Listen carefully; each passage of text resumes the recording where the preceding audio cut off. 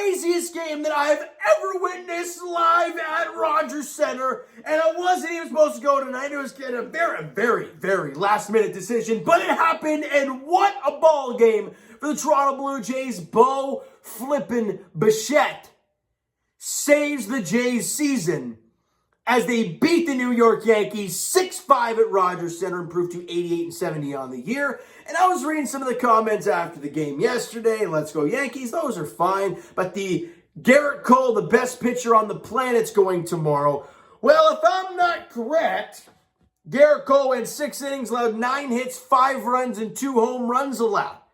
He allowed at least 1 run in each of the first 3 innings of this ball game, and 4 of the first 5 innings, I believe. Yes. He was awful. He was not good by any means. The best pitcher on the planet, in arguably one of the biggest games of the year, was not good. And if a diehard Yankee fan can tell me, Garrett Cole has not been great lately. There's nobody can say that. Little sticky stuff action going on here. I don't know. I mean, all I'm trying to say is that Cy Young Award is starting to dwindle away. And by the way, Robbie Ray gets the help for the Blue Jays tomorrow. So it's looking pretty good for him. But if he can dial it in tomorrow against the Yankees and find a way to get the Jays that win, it's pretty much on lockdown. But let's break down this flippin' ball game. Holy smokes. And a great start it was. George Springer leads off the game with a double. Then Marcus Semien comes up and he crushes one to left field. And it is gone. A 2-run bomb for Marcus Semien. The Jays are out in front 2-0. All right, we're feeling pretty good early on here. Next half inning, George Springer comes up with Santiago Espinal on base because why? He's amazing. Springer rips one into left field for a base hit. In comes Espinal. The Jays extend their lead. It's now a 3-0 ball game. Okay, we're feeling really good at this point. Next inning, bottom of the third, Bo Bichette comes up and he crushes one to right field. Question was, is he going to have enough wings? And it does. It is now a 4-0 Blue Jays lead through 3 innings. And Jose Barrios was on the mound for the Blue Jays, and he was spectacular through 4. And the reason I say it like that, he had a perfect game going through 4 innings. Then he gives up a lead, no, it wasn't a leadoff double, maybe like a 1-out double or something like that to Gleyber Torres. Then the wheels start to fall for Jose Barrios. He then gives up a base hit to Gio Urshela. In comes Gleyber Torres. And the Blue Jays killer Brett Gardner rips an RBI double. In comes Urshela. It's now a 4-2 ball game. And everybody, including myself at Rogers Center, is thinking, oh God, this is not going to be happening. You go from the extreme great to the extreme horrendous so fast. It's a crazy thing about baseball. It can flip on a dime. But then in the bottom of the 5th inning, with George Springer on, George Springer hit a pop-up to left field. Urshela and Gallo don't know who's going to get it. They both back away. Boop, it drops in between them. Springer ends up at second base on the play. And it brings up Vladdy. Well, Semien got out, and then I believe he was at third. Yeah, so he hit the line drive to right field. Springer came up, moved on to third base. And up comes Vladdy. Vladdy has had a tough time lately. We all know that. They bring the infield in. Vladdy hits a chopper to third base. It stays fair down the third baseline, and it's a double for Vladdy. Springer comes in to score. Vladdy's jacked up at second base, and the Jays grab one of those runs right back. It is now a 5-2 Blue Jays lead. But then Barrios goes back out there again, top of the 6th inning. A lot of hard contact, including Judge's sacrifice fly to Teoscar Hernandez, scoring DJ LeMahieu. And it's a 5-3 ball game. So that 1 run the Jays got is now gone. It's still a 2-run ball game, but you're in the 6th. You're still feeling okay. We go to the top of the 7th inning. Speaking of Blue Jays killer, Kyle Higashioka. Yeah. Anybody thinking, well, this guy, what the hell is this guy? What's he doing this? Jays fans, the guys I was at the game with, by the way, the guys from Blue Jays Center. And I asked one of them, I'm like, can you look up Kyle Higashioka's numbers, OPS-wise, against the Blue Jays? He has an OPS going into today, it just got better after that, of 880. Like, that is just unheard of. Bo Bichette for the year has an OPS of 816, or at least at one point in the game he did today. That's how good he's been against the Jays. And he hits a 2-run, 2-out single, scoring Gleyber Torres and Joey Gallo off of Tim Meza and we're tied at 5. Gallo gets on with the hit by pitch. Then Gleyber Torres is a little nubber down the third base, and obviously it's a little infield single. They move up on a pass. Well, I wouldn't say a pass ball, but I guess it was a pass ball, strike 3 on Luke Voit. So there goes that. They move him up, and then the 2-out single from Higashioka. That was the only ball that was hit half decent, and they scored 2 runs. It hurts, and now it's a 5-5 ball game. And in that same inning, this is top of the 8th inning, I believe it was, that Giancarlo Stanton hits a fly ball. Now, I can give you guys the image of myself in the seats watching this. And once that ball left his bat, I looked down. I was hands down. I'm like, are you flipping kidding me? That did not just happen. And I hear the crowd roar above me, and I look up, and Springer made the catch just shy of the warning track. And I'm like, oh my God, how did that ball not go out?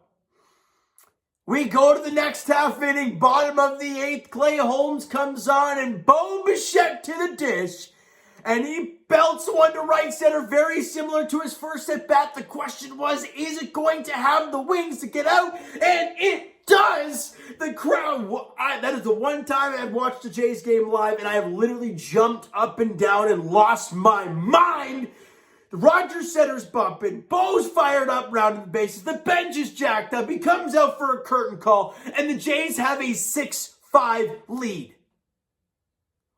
Oh my goodness.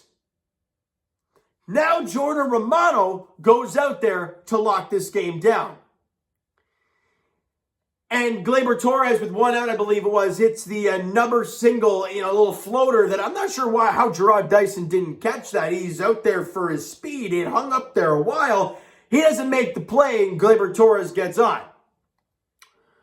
He ends up getting to second base. The tying run is in scoring position for Tyler Wade, who came on to pinch I believe they got rid of Gardner to bring in Voit, who struck out. They bring in Tyler Wade for the defensive replacement. So he came up and probably at the worst spot possible. And he faced Jordan Romano, and he hits a fly ball. And once this fly ball left the bat, and I saw Simeon and Bo running back, I'm like, there is no way in hell those guys can make the play. Georgie, get on your horse! And he made the play. He's pumped. Rogers Center's jacked up.